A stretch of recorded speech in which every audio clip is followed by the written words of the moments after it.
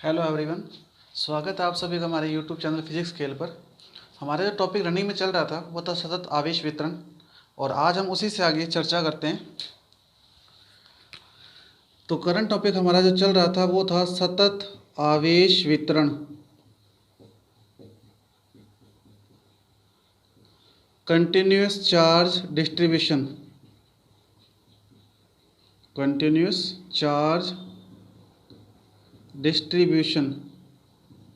Continuous charge distribution या सतत आवेश वितरण में हमने अध्ययन ये किया था कि ये तीन प्रकार का है: रैखिक आवेश वितरण या रैखिक आवेश घनत्व, नंबर 2 पृष्ठीय आवेश वितरण या पृष्ठीय आवेश घनत्व, और नंबर 3 आयतन आवेश वितरण या आयतन आवेश घनत्व। हमने इन तीनों की डेफिनेशंस का अध्ययन किया था, इन तीनों के मात्रक का अध्ययन किया था, इन तीनों की विमाओं का अध्ययन किया था और राशि के प्रकार के बारे में अध्ययन किया था। उसी से आगे बढ़ते हुए अब हम आगे चेक करते हैं कि अगला जो हमारा टॉपिक है इसके साथ क्या है। तो अब हमारा टॉपिक है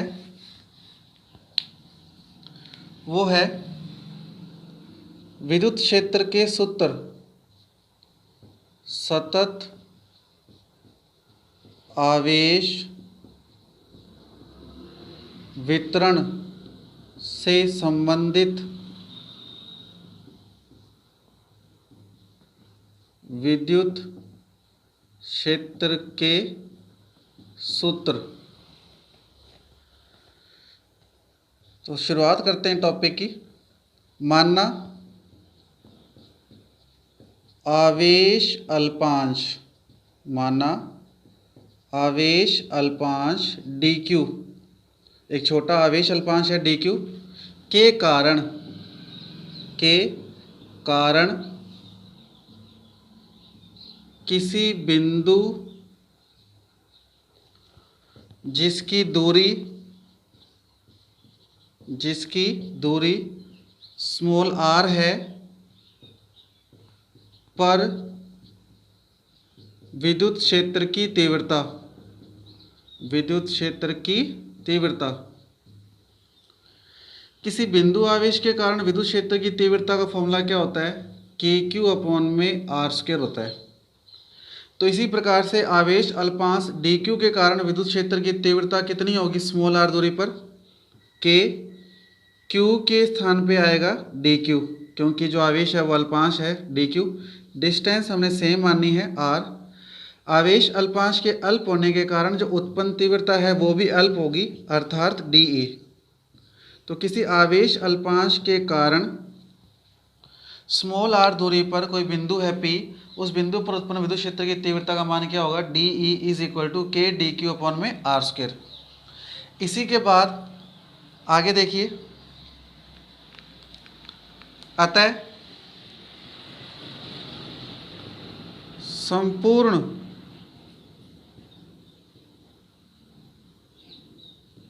तीव्रता, हमने एक छोटे आवेश अल्पांश के लिए बिंदु P पर तीव्रता फाइंड की है। यदि हम टोटल तीव्रता, कुल विद्युत क्षेत्र की तीव्रता का अध्ययन करना चाहें तो वो क्या होगा? देखिए ध्यान से।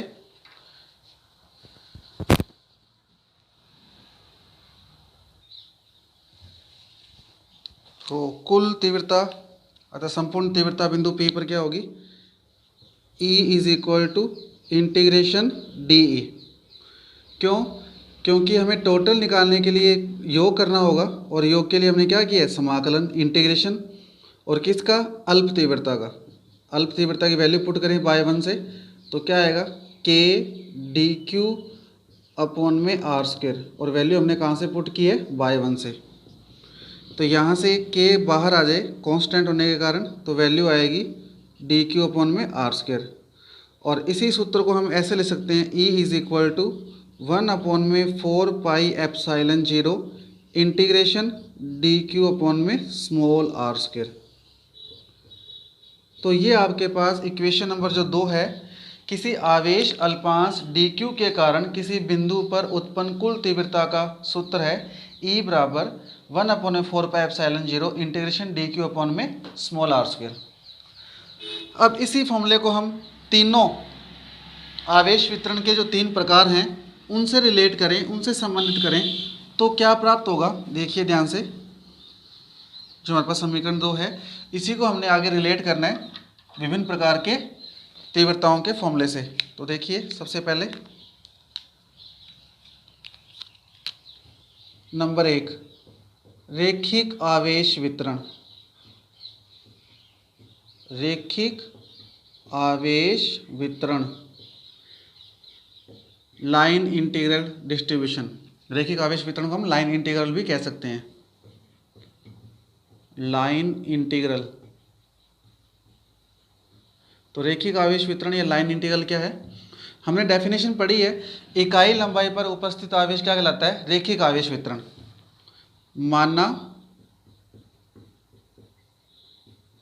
रेखिक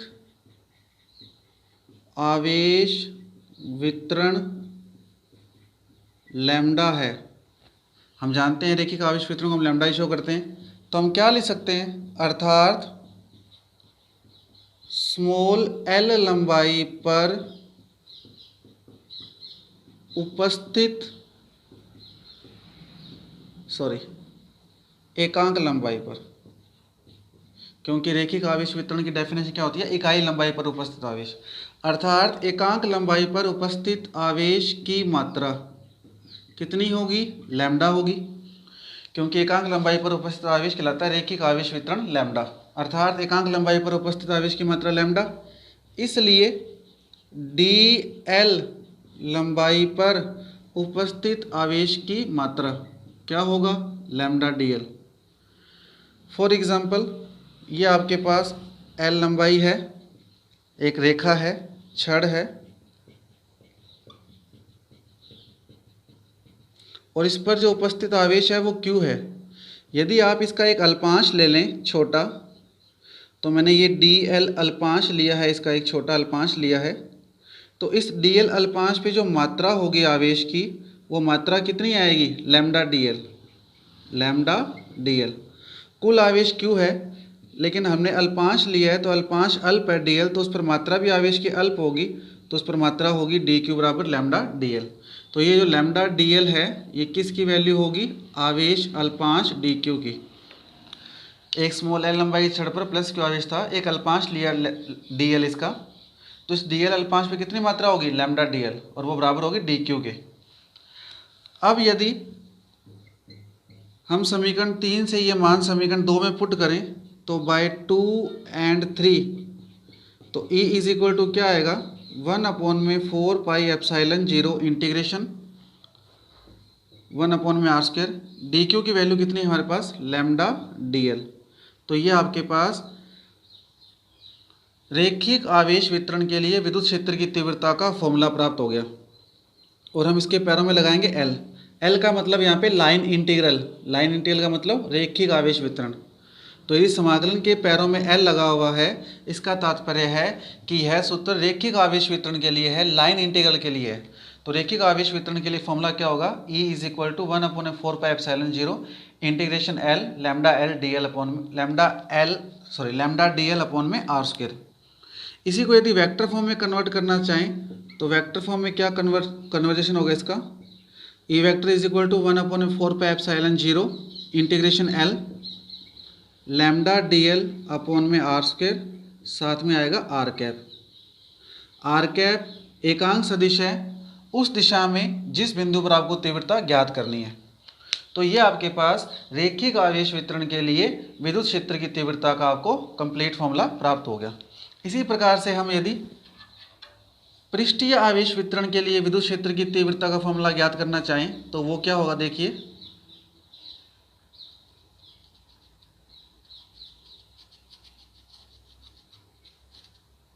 पृष्ठीय आवेश वितरण के लिए क्या फॉर्मूला प्राप्त होगा आपको, उसकी चर्चा करते हैं अब।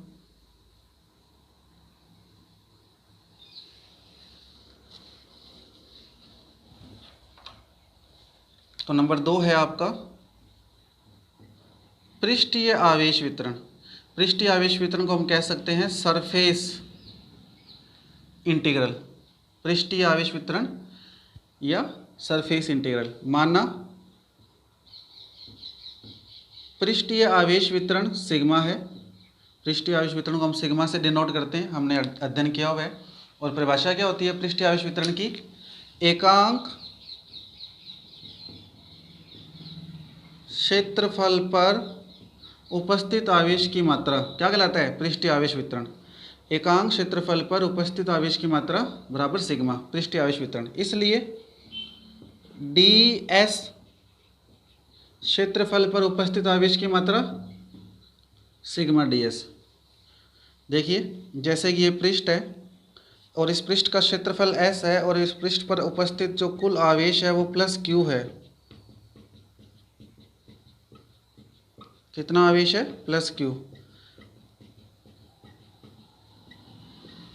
हमने इसका एक अल्पांश ले लिया, इतना, ये अल्पांश है, तो इस अल्पांश पे जो आवेश होगा वो कितना होगा? सिग्मा ds, और इसकी वैल्यू किसके बराबर होगी? dq के। क्यों? क्योंकि टोटल s क्षेत्रफल पर यदि q आवेश है तो अल्प क्षेत्रफल पे आवेश अल्प होगा, तो हमने सिग्मा ds की जो वैल्यू फाइंड की है ds क्षेत्रफल पर, वो वैल्यू किसके बराबर होगी? dq के, sigma into ds। Equation number 4। यदि समीकरण 4 से समीकरण 2 में वैल्यू पुट करें dq की, तो फॉर्मूला आएगा E is equal to 1/4πε0 upon में r²। dq की वैल्यू कितनी है? Sigma ds। ये आपके पास पृष्ठीय आवेश वितरण के लिए विद्युत क्षेत्र की तीव्रता का सूत्र है। क्योंकि हम पृष्ठीय आवेश वितरण को सरफेस इंटीग्रल भी कहते हैं, तो इसके पैरों में s लगाएंगे। s मतलब सरफेस इंटीग्रल। तो E is equal to 1/4πε0 integration s sigma ds upon में r²। ये पृष्ठीय आवेश वितरण के लिए विद्युत क्षेत्र की तीव्रता का सूत्र है। और यदि इसे वेक्टर फॉर्म में कन्वर्ट किया जाए तो साथ में आएगा r कैप। r कैप उसी दिशा में एकांक सदिश है जिस दिशा में आपको परिणामी विद्युत क्षेत्र फाइंड करना है, ज्ञात करना है। तो इस प्रकार से ये पृष्ठीय आवेश वितरण के लिए विद्युत क्षेत्र की तीव्रता का फॉर्मूला है E vector is equal to 1/4πε0 integration s sigma ds upon में r² r cap. Integration s को हम सरफेस इंटीग्रल बोल सकते हैं, और यदि इसके पैरों में l लगा होता तो उसे बोलते हैं लाइन इंटीग्रल। रेखिक आवेश वितरण, हम ये पृष्ठीय आवेश वितरण पढ़ रहे हैं इसलिए पैरों में क्या लगा दिया? s। जब हमने रेखिक आवेश वितरण पढ़ा था तो हमने पैरों में क्या लगाया था? l।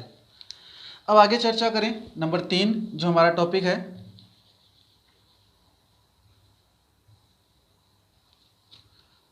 तो नंबर जो 3 टॉपिक है आपका वो है आयतन आवेश वितरण। तो नंबर 3 आयतन आवेश वितरण की अब चर्चा करें तो उसकी वैल्यू क्या आएगी वो देखते हैं, और उसके लिए विद्युत क्षेत्र की तीव्रता का फॉर्मूला क्या प्राप्त होगा उसका अध्ययन करते हैं। तो देखिए ध्यान से, नंबर 3 आयतन आवेश वितरण, इसे कहते हैं वॉल्यूम इंटीग्रल। आयतन को इंग्लिश में क्या कहते हैं? वॉल्यूम। तो वॉल्यूम इंटीग्रल, माना आयतन आवेश वितरण रो है, हम आयतन आवेश वितरण को रो से डिनोट करते हैं। माना आयतन आवेश वितरण रो है, अर्थात आयतन आवेश वितरण का तात्पर्य अर्थात एकांक आयतन पर उपस्थित आवेश की मात्रा रो। इसलिए dv आयतन पर उपस्थित आवेश की मात्रा रो dv, और ये जो रो dv की वैल्यू है ये किसके बराबर होगी? देखिए ये आपके पास एक घन है, क्यूब है। इस क्यूब का जो वॉल्यूम है वो कैपिटल V है और इस पर जो उपस्थित आवेश है वो प्लस q है।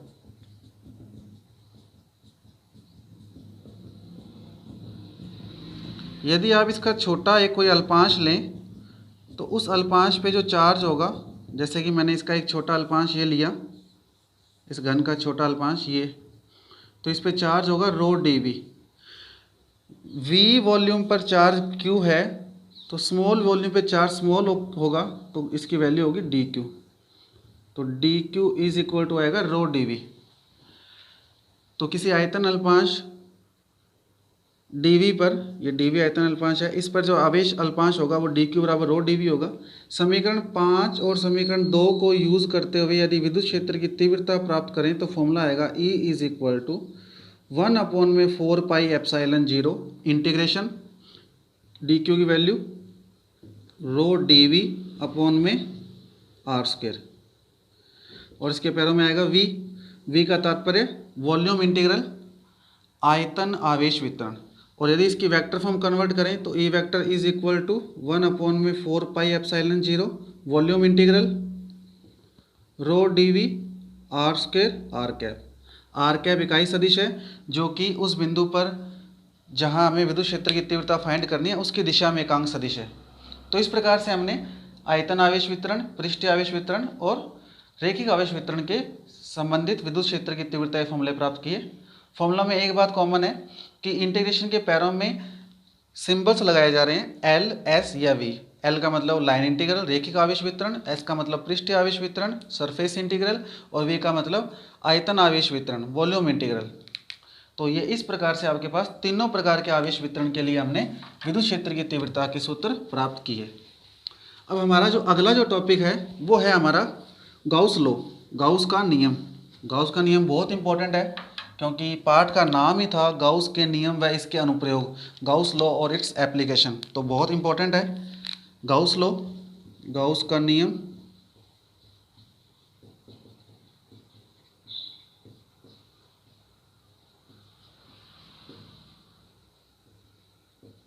गाउस एक वैज्ञानिक है,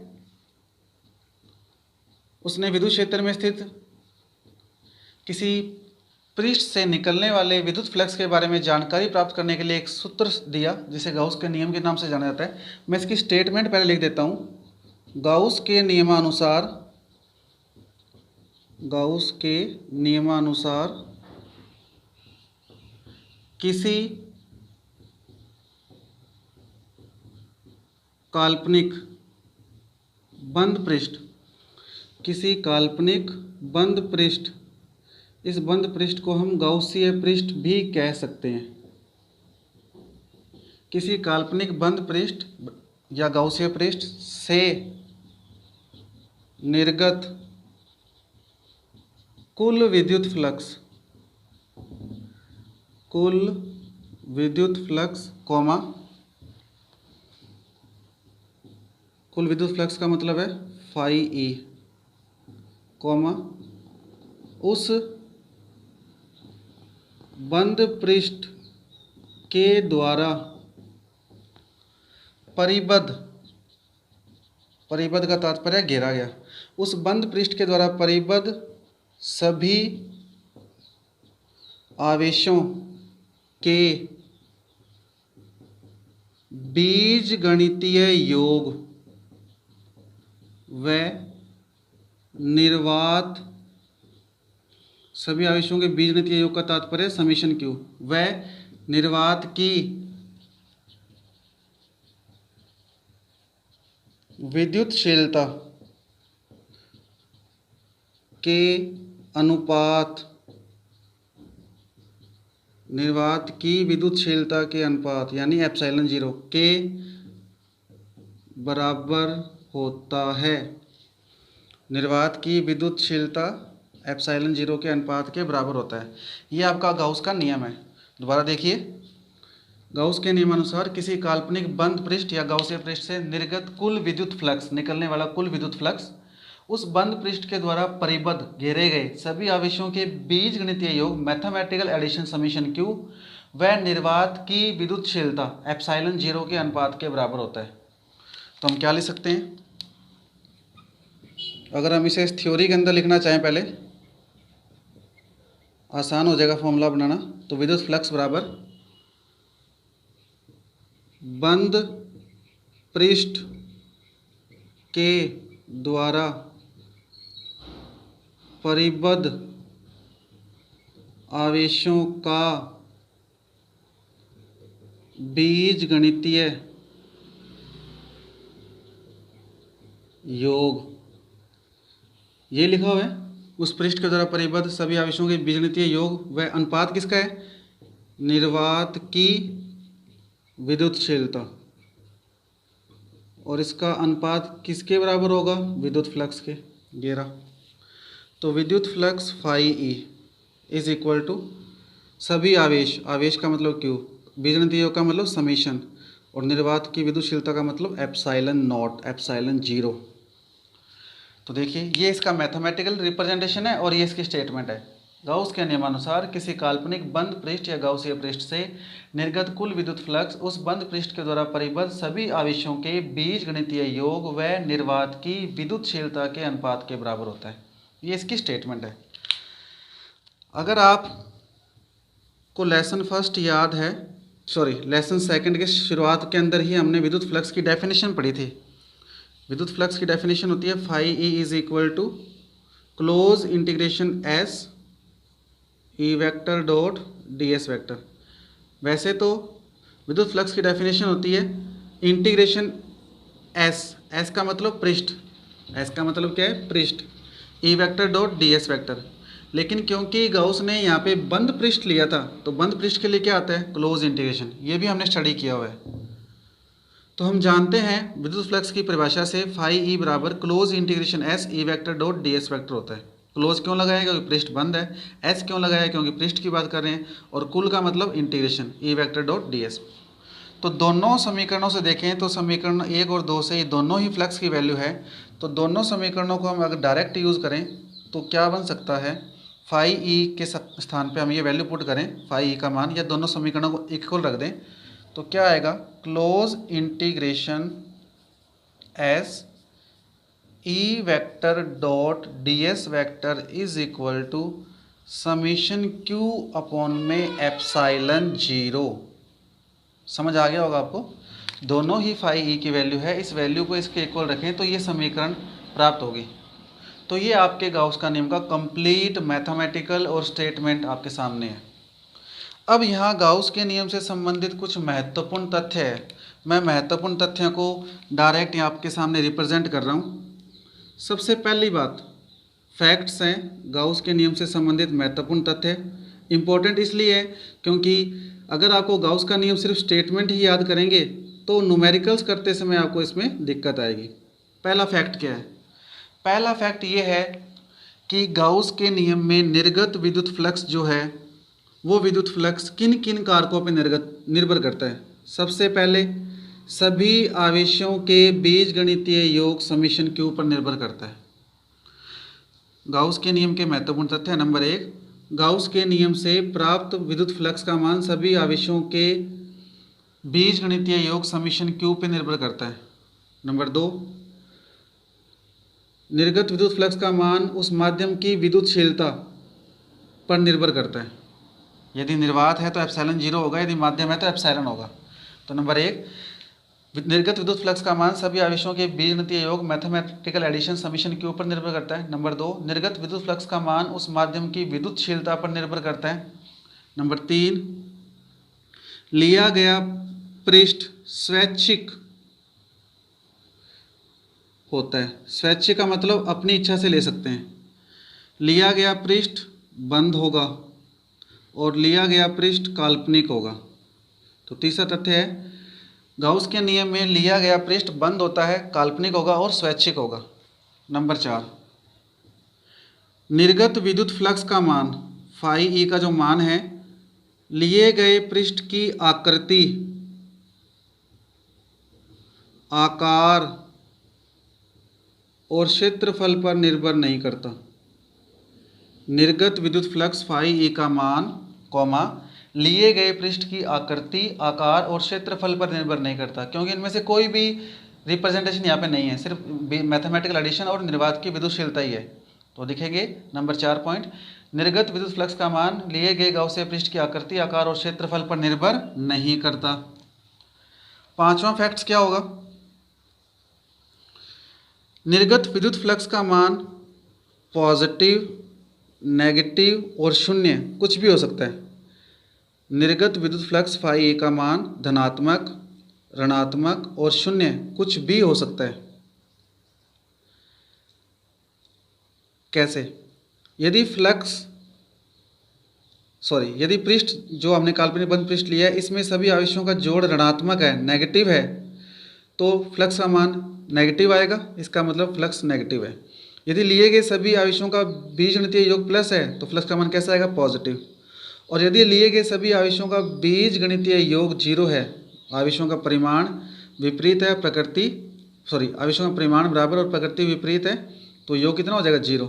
तो यदि लिए गए बंद पृष्ठ में आवेशों का मैथमेटिकल एडिशन जीरो हो रहा है तो फ्लक्स का मान कैसा होगा, जीरो होगा। तो ये सारा का सारा इस पर डिपेंड करता है, समीशन क्यू पे। तो अब क्या लिखेंगे, निर्गत विद्युत फ्लक्स का मान पॉजिटिव, नेगेटिव या शून्य हो सकता है। नेक्स्ट पॉइंट, निर्गत विद्युत फ्लक्स का मान पृष्ठ के बाहर के आवेशों पर निर्भर नहीं करता, क्योंकि पृष्ठ के बाहर चाहे कितने भी जैसे ये पृष्ठ है, ये हमने गाउसियन पृष्ठ माना है, तो इसके बाहर कितने भी चार्ज हों, क्योंकि हमने जो चार्ज लेना है, मैथमेटिकल एडिशन करना है चार्ज का, वो पृष्ठ के अंदर होने चाहिए, ना कि बाहर। तो नेक्स्ट पॉइंट होगा, निर्गत विद्युत फ्लक्स का मान गाउसियन पृष्ठ के बाहर स्थित आवेशों से अप्रभावित रहता है। गाउसियन पृष्ठ के बाहर स्थित आवेश निर्गत फ्लक्स को प्रभावित नहीं कर सकते। नेक्स्ट पॉइंट, गाउसीय पृष्ठ, 7वां पॉइंट है, गाउसीय पृष्ठ के भीतर, गाउसीय पृष्ठ के भीतर आवेशों का वितरण, आवेशों का वितरण फ्लक्स को प्रभावित नहीं करता। इसका क्या तात्पर्य है, दोबारा बोल रहा हूँ मैं, गाउसीय पृष्ठ के भीतर, गाउसीय पृष्ठ के अंदर आवेशों का जो वितरण है वो निर्गत विद्युत फ्लक्स को प्रभावित नहीं करता। कैसे, जैसे ये गाउसीय पृष्ठ है, अब चाहे प्लस क्यू आवेश माइनस क्यू आवेश Q1 Q2 Q3 कैसे भी हो सकते हैं पॉजिटिव नेगेटिव, ये चाहे इस हिस्से में विद्यमान हो, चाहे ये इस हिस्से में विद्यमान हो, चाहे ये सभी जगह फैले हुए हों, इससे कोई फर्क नहीं पड़ेगा। क्यों, क्योंकि हमने तो उस बंद पृष्ठ के द्वारा घिरे हुए सभी आवेशों का टोटल ही करना है। उनका वितरण चाहे कहीं भी हो, चाहे एक हिस्से में हो, चाहे टोटल हिस्से में हो, चाहे वो दूर दूर हो, चाहे वो पास पास हो, उससे फ़र्क नहीं पड़ेगा, क्योंकि हमें तो उनको जोड़ना है, सिर्फ एडिशन ही करना है उनका मैथमेटिकल। तो गाउसीय पृष्ठ के भीतर जो आवेश हैं उनके वितरण से निर्गत विद्युत फ्लक्स पे कोई प्रभाव नहीं होता, निर्गत विद्युत फ्लक्स अप्रभावित रहता है। नेक्स्ट, गाउस का जो नियम है वो गतिशील और स्थिर दोनों आवेशों पर लागू होता है। गाउस का नियम 8 नंबर पॉइंट है, गाउस का नियम गतिशील और स्थिर दोनों प्रकार के आवेशों के लिए लागू होता है, जबकि कूलाम का नियम केवल स्थिर व बिंदुवत आवेशों के लिए लागू होता है। अतः गाउस का नियम कूलाम के नियम की तुलना में ज़्यादा व्यापक है, ज़्यादा फैला हुआ है, ज़्यादा विस्तृत है। क्यों, दोबारा सुनिए, गाउस का नियम गतिशील व स्थिर दोनों प्रकार के आवेशों पर लागू होता है, जबकि कूलाम का नियम केवल स्थिर व बिंदुवत आवेशों पर लागू होता है। अतः गाउस का नियम कूलाम के नियम की तुलना में ज़्यादा विस्तृत है, ज़्यादा व्यापक है, ज़्यादा वाइड है, क्योंकि कूलाम का नियम केवल स्थिर आवेशों के लिए लगता है, जबकि गाउस का नियम स्थिर के साथ साथ गतिशील आवेशों पर लागू हो सकता है। 9 number point, next point 9 number, Gauss का नियम उन क्षेत्रों पर लागू होता है जो व्युत्क्रम वर्ग नियम का पालन करते हैं। गाउस का नियम उन क्षेत्रों पर लागू होता है जो व्युत्क्रम वर्ग नियम का पालन करते हैं, और व्युत्क्रम वर्ग नियम का जो पालन करते हैं क्षेत्र, ऐसे क्षेत्र होते हैं संरक्षित क्षेत्र, जैसे कि विद्युत क्षेत्र है। गुरुत्वीय क्षेत्र भी संरक्षित होता है क्योंकि वो भी व्युत्क्रम वर्ग नियम का पालन करता है, उसमें भी गुरुत्वाकर्षण बल दूरी के वर्ग के व्युत्क्रमानुपाती होता है। लेकिन हमने यहाँ पर विद्युत क्षेत्र की बात करनी है, तो हम 9 नंबर पॉइंट क्या होगा, गाउस का नियम उन क्षेत्रों के लिए लागू होता है जो व्युत्क्रम वर्ग नियम का पालन करते हैं। दूसरे शब्दों में गाउस का नियम संरक्षित बल क्षेत्रों के लिए लागू होता है। इसके बाद लगभग सारे पॉइंट्स आपके सामने हैं, बता दिए गए हैं आपको। फ्लक्स का मान पॉजिटिव नेगेटिव शून्य, सारा कुछ हो चुका है। हाँ, एक चीज़ और, 10 नंबर पॉइंट है आपका, फ्लक्स का जो मान है, विद्युत फ्लक्स का जो मान है किसी गाउसीय पृष्ठ के भीतर शून्य हो सकता है, परंतु 10 नंबर पॉइंट में आपको यहाँ डिस्क्राइब कर रहा हूँ, दोबारा स्टेटमेंट भी इसकी बोल रहा हूँ क्योंकि थोड़ा सा इंपॉर्टेंट पॉइंट है ये। किसी गाउसीय पृष्ठ के लिए निर्गत विद्युत फ्लक्स का मान शून्य हो सकता है, परंतु इस स्थिति में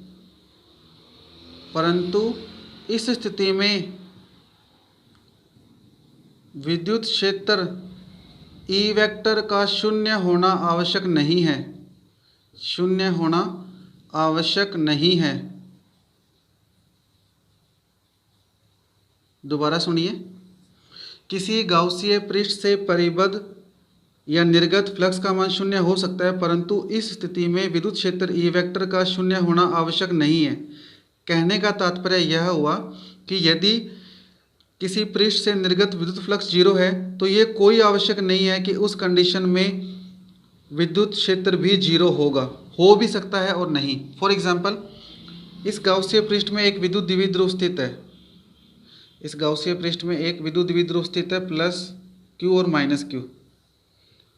हम जानते हैं विद्युत द्विध्रुव में समान परिमाण होता है, प्रकृति विपरीत होती है, इनके बीच की डिस्टेंस 2d होती है। अब आओ इस पृष्ठ का फ्लक्स निकालें, विद्युत फ्लक्स। फ्लक्स होता है phi E is equal to summation Q upon में एप्सिलॉन जीरो। समीशन क्यू कितना है, प्लस क्यू और माइनस क्यू, दोनों को जोड़े तो कितना होगा, जीरो। जीरो अपॉन में एप्सिलॉन जीरो, जीरो प्राप्त होगा। तो फ्लक्स का मान तो जीरो है, सही है। लेकिन हम जानते हैं कि विद्युत द्विध्रुव के कारण विद्युत द्विध्रुव की अक्ष पर, मान लीजिए अक्ष पर यहाँ पॉइंट है, गाउसीय पृष्ठ के भीतर ही पॉइंट है कोई P, और ये पॉइंट कहाँ पर है, इसकी अक्ष पर है। तो इस अक्ष पर तीव्रता क्या होगी, 2kp अपॉन में r3। इसी प्रकार से यदि इस गाउसीय पृष्ठ के अंदर विद्युत द्विध्रुव की निरक्ष है, इस निरक्ष पर एक बिंदु ले लें, मैं T2 ले लूँ इसको, ये P1 था। तो इस निरक्ष पर P2 पॉइंट पर विद्युत क्षेत्र की तीव्रता कितनी होगी, kp अपॉन में r3। क्या ये तीव्रता जीरो है, नहीं है। क्या ये तीव्रता जीरो है, नहीं है। तो देखिए फ्लक्स तो जीरो है, इस गाउसीय पृष्ठ से परिबद्ध जो फ्लक्स है निकलने वाला वो तो कितना है, जीरो, लेकिन तीव्रता का मान जीरो नहीं है। तो हम क्या कह सकते हैं, किसी गाउसीय पृष्ठ से निर्गत फ्लक्स जीरो हो सकता है, लेकिन यह आवश्यक नहीं है कि विद्युत क्षेत्र जीरो हो। फॉर एग्जाम्पल, एक गाउसीय पृष्ठ में विद्युत द्विध्रुव है, तो इस विद्युत द्विध्रुव का समीशन क्यू है, आवेशों का बीजगणितीय योग जीरो होने के कारण फ्लक्स जीरो है। परंतु इस विद्युत द्विध्रुव की अक्ष पर या निरक्ष पर कोई बिंदु लें तो उस बिंदुओं पर विद्युत क्षेत्र की तीव्रता जीरो नहीं होती। तो ये आपका गाउस के नियम से संबंधित सारे महत्वपूर्ण तथ्यों के बारे में आपको अवगत करवा दिया गया है। इसके बाद भी यदि कोई बात शेष रह जाती है तो हम नेक्स्ट वीडियो में उसके बारे में विस्तार से चर्चा कर सकते हैं और करेंगे। आपका कोई क्वेश्चन हो, आप कुछ पूछना चाहते हैं तो कमेंट बॉक्स में कमेंट करके पूछ सकते हैं।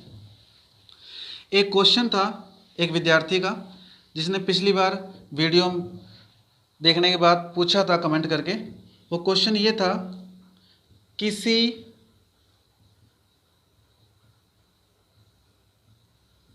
बिंदु आवेश के कारण व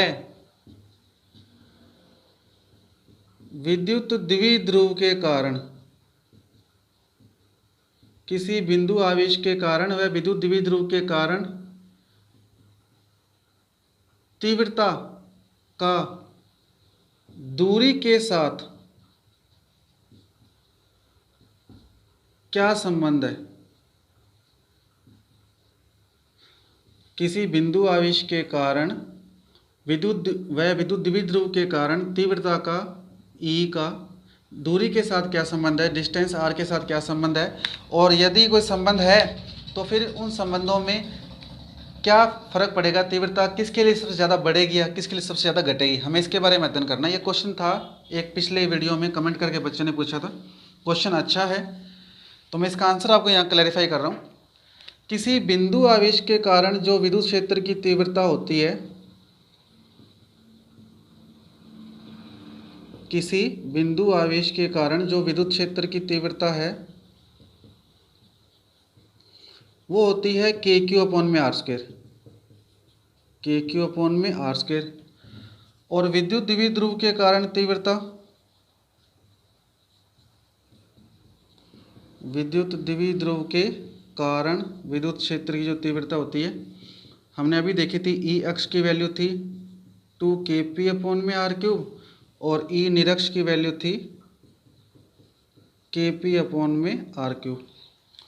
थोड़ा ध्यान से देखें हम, तो बिंदु आवेश के कारण जो विद्युत क्षेत्र की तीव्रता है वो दूरी के वर्ग के व्युत्क्रमानुपाती है, और इन दोनों के लिए ही विद्युत द्विध्रुव की अक्ष पर तीव्रता हो चाहे निरक्ष पर तीव्रता हो, वो जो तीव्रता है दूरी के घन के क्यूब के व्युत्क्रमानुपाती है। तो आप जब भी लिखेंगे इसका आंसर तो लिखेंगे किसी बिंदु आवेश के कारण विद्युत क्षेत्र की तीव्रता KQ अपॉन में r² होती है, अर्थात E समानुपाती 1 अपॉन r²। विद्युत द्विध्रुव के कारण तीव्रता होती है अक्ष और निरक्ष पर 2kp अपॉन में r³ और kp अपॉन में r³, अर्थात E समानुपाती 1 अपॉन r³। तो हम लिखेंगे आंसर, समीकरण 1 और 2 से स्पष्ट है कि विद्युत द्विध्रुव और बिंदु आवेश दोनों के कारण ही डिस्टेंस के बढ़ने से, दूरी के बढ़ने से तीव्रता के मान में कमी आती है। समीकरण 1 व 2 से स्पष्ट है कि बिंदु आवेश व विद्युत द्विध्रुव दोनों के लिए ही दूरी के मान में वृद्धि करने से, डिस्टेंस के मान में वृद्धि करने से तीव्रता के मान में कमी आती है।